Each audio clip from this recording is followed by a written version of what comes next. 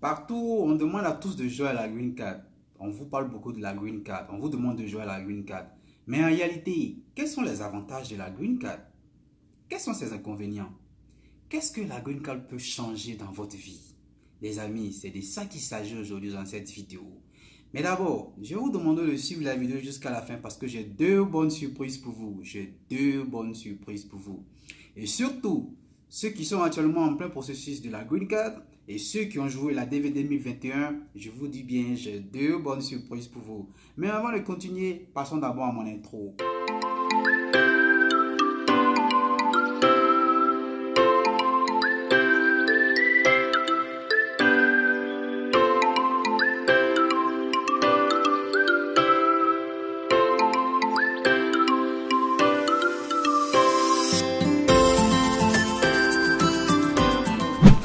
Avantages et inconvénients. C'est de ça qu'il s'agit aujourd'hui et on va en parler en long et en large. D'abord, on va commencer par les choses qui ne sont pas trop intéressantes ou bien vous voulez qu'on commence par les choses qui sont intéressantes. N'ayez pas peur. En fait, je pense qu'il y a plus de choses intéressantes que de choses qui ne sont pas intéressantes. Moi, je préfère commencer par les bonnes choses. Allez, top, on y va. Avantages.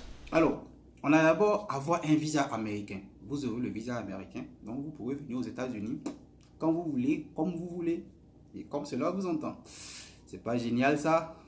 Alors ensuite, vous pouvez vivre aux États-Unis de façon permanente. Je dis bien de façon permanente. Vous serez là pour de bon. Vous n'aurez rien à voir avec ceux qui viennent pour les vacances et puis après quelques mois ils retournent. Vous n'avez rien à voir avec un étudiant qui vient juste quand les études sont finies, il est obligé de retourner. Vous n'avez rien à voir. C'est pas chic ça? Chic. Une autre bonne chose. En réalité, après 5 ans, vous pouvez déjà appliquer pour la citoyenneté. Si vous voulez devenir citoyen américain, après 5 ans, vous appliquez pour devenir citoyen américain en plein temps. En réalité, la green card, elle est renouvelable chaque 10 ans. Mais après 5 ans déjà, en tout cas moi pour ma part, si après 5 ans je peux devenir citoyen américain, pourquoi attendre 10 ans? J'applique, applique mon frère, il faut appliquer. Il y a la possibilité de faire venir sa famille. Une autre bonne chose, vous pouvez faire venir votre femme, vous pouvez faire venir vos enfants, vous pouvez même faire venir vos parents. Papa et maman, eux, ils peuvent venir. Vous voyez, c'est très très intéressant parce que vous savez, vivre loin du pays, vivre loin de la famille, c'est vraiment difficile. Donc de temps en temps, c'est très intéressant de savoir qu'à tout moment, ils peuvent venir vous voir ou encore même venir vivre avec vous pour de bon. C'est encore une très bonne chose au niveau de la green card. Vous voyez, c'est très très intéressant. Très intéressant. Et après ça, il faut savoir aussi que vous avez aussi la possibilité de faire des études ici. Si tu partais à l'école, tu continues tes études tranquille. Tu continues tes études tranquillement.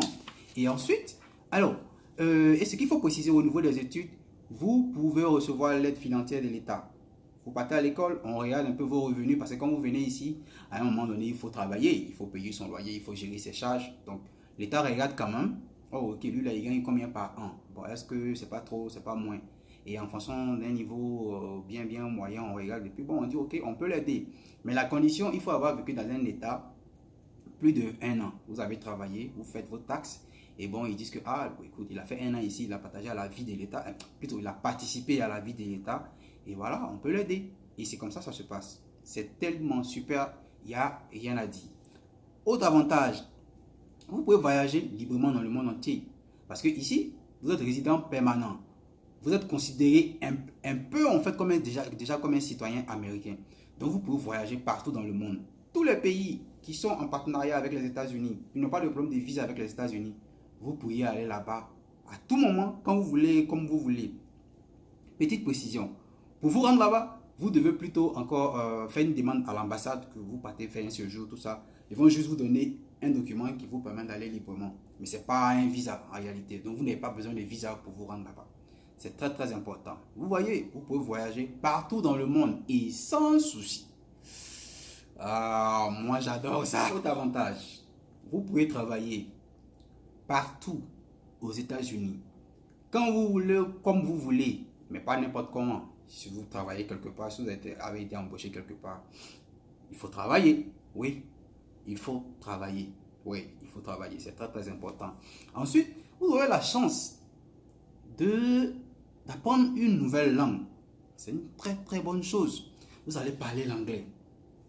Par exemple, moi qui suis ivoirien, écoutez, moi depuis que je suis petit, sur le français je parle. C'est vrai, au lycée, on a appris un tout petit peu, mais c'était pas vraiment avancé. On a appris l'allemand aussi, tout ça, mais c'était pas vraiment avancé. Ici, j'apprends l'anglais et je parle bien l'anglais. C'est pas génial, c'est vraiment super. Autre avantage, vous aurez la chance d'apprendre une nouvelle culture, la culture américaine. Petit conseil, n'oubliez pas d'où vous venez, c'est très important. Parce que je connais beaucoup, oh ouais, écoute, voilà, moi ici c'était toi, hein, ou bien moi je suis Bengi, c'est un wesh, ou bien encore un américain, oh, buddy, Et les gars, hey, calm down, ok, doucement, restez, gardez les pieds sur terre. J'en connais beaucoup.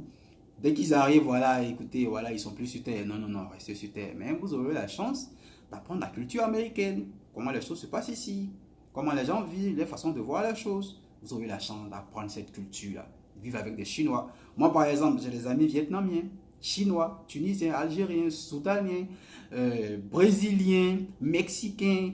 Il y a un qui est russe, il y a un qui est iranien. Je connais beaucoup d'amis. Vous voyez, j'apprends aussi la culture et c'est un très bon point. Oui, croyez-moi, c'est très intéressant. Et aussi, vous apprendre de très bonnes choses, de nouvelles techniques, de nouvelles façons de voir les choses, la façon de gérer votre vie. Et c'est tout cet ensemble à vous combiner et puis vous vous donnez vous-même un train de vie comme vous voulez, comme vous voulez. Un autre avantage, vous pouvez faire émerger votre famille. Vous venez aux États-Unis, vous vous informez un peu de toutes les techniques, de tous les topos qui sont ici. Oh, vous regardez, vous dites, mais écoute, il y a tout ça à faire ici. Alors pourquoi ne pas faire venir aussi mes frères et sœurs, mes amis? Donc grâce à vous, beaucoup de personnes aussi peuvent venir. Beaucoup de personnes peuvent s'informer sur ce qui se passe ici. Beaucoup de personnes peuvent savoir aussi les différentes techniques pour venir ici, les différentes opportunités et profiter. Mais surtout votre famille, puisque beaucoup d'opportunités passent plus par le lien familial. C'est ça qui est le plus important. Et comprenez avec moi que vos amis, vos connaissances, vous allez gagner en prestige, vous allez gagner aussi bien sûr en notoriété. C'est encore un autre avantage, l'avantage de la vie. J'allais oublier un point très intéressant. Et ce côté-là, ça a toujours été un peu un sujet de clash entre nous et certains. Et c'est certains là, je parle des Européens, ceux qu'on appelle généralement les Benguis, tout ça, machin. Écoutez, Américains et puis c'était toi, on reste... Non, qu'est-ce que j'ai dit? Oh my God. C'était toi et puis Benguis. Benguis, là, on parle des Européens, ceux qui sont en Europe. C'était toi et puis Benguis. Mais ces toi sont toujours respectés. Et les amis, on ne discute pas avec moi. On respecte plus les Stétois par rapport aux Benguis. Vous les Benguis, on dit vous faites trop de bruit. Nous les Stétois, on ne parle pas beaucoup.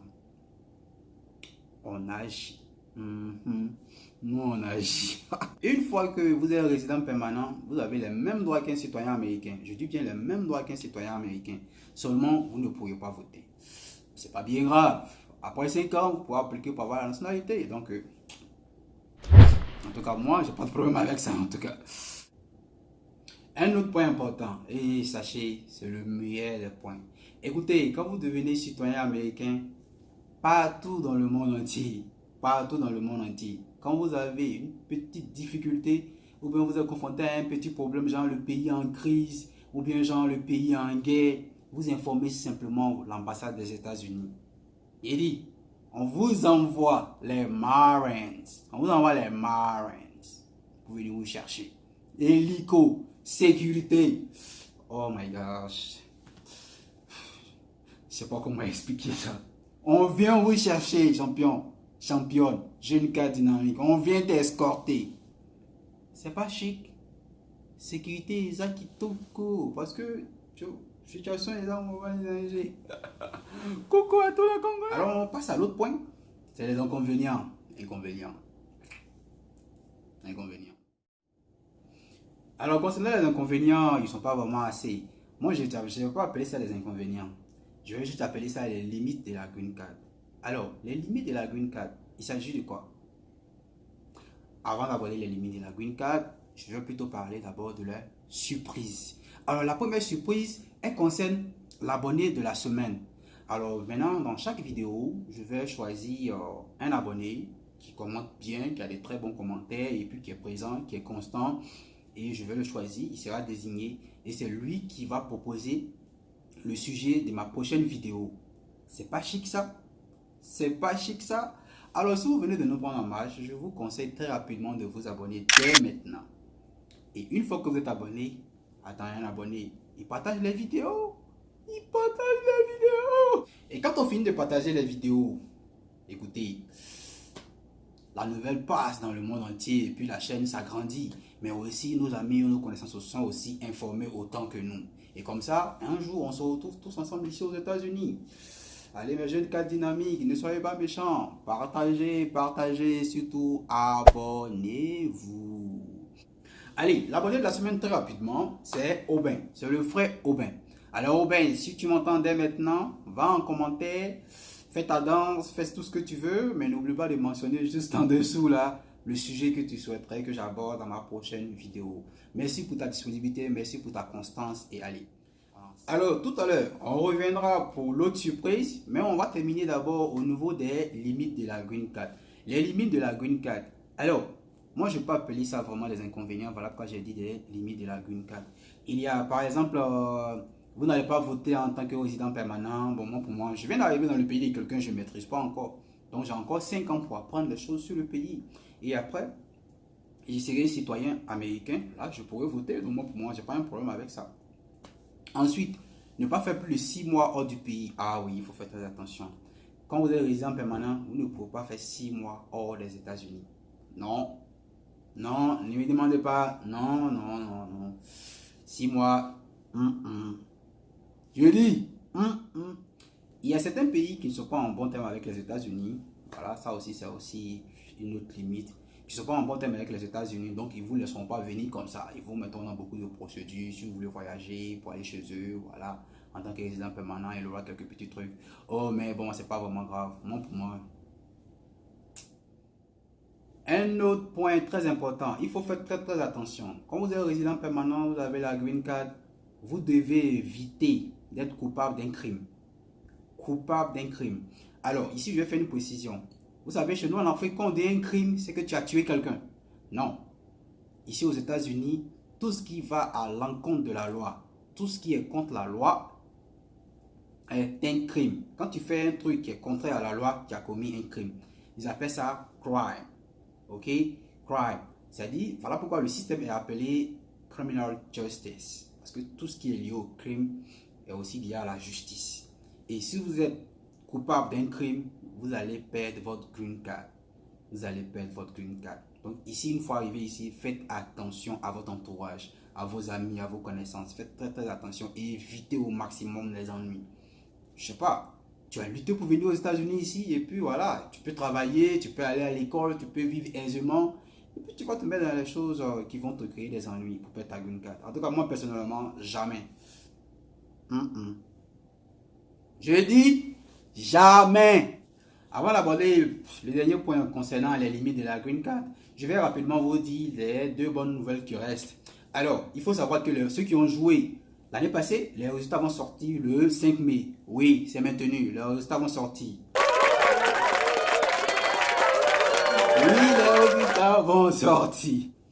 Et voilà, et ceux qui ont déjà gagné depuis l'année passée, qui sont en attente d'interview, ne vous inquiétez pas. Le gouvernement a communiqué là-dessus. Ils attendent juste que les choses se stabilisent et puis ils vont relancer les choses. Parce que écoutez, attends, il y a un coronavirus partout. On donne le visa. On ne sait pas si ton pays aussi est trop infecté. Tu vas venir ça ici. En anglais, on dit, hey man, stay away from me. Distance. Donc attendez juste, quand tout va se normaliser, ils vont relancer les interviews et puis ils vont commencer à vous donner le visa pour que vous puissiez venir. Donc n'ayez pas peur, ok? Allez, le dernier point, c'est juste, voilà, la green card, la limite, c'est juste que c'est renouvelable chaque 10 ans. Voilà, bon, donc si tu n'as pas la possibilité d'appliquer, si tu ne fais pas appliquer pour la citoyenneté, bon, chaque 10 ans, tu renouvelles. Bon, souvent, ça fait un peu chiant, mais bon. Voilà, ok. Alors, allez, je pense que la vidéo vous a servi. Ça a été super. En tout cas, un bon moment de partager cette matinée avec vous.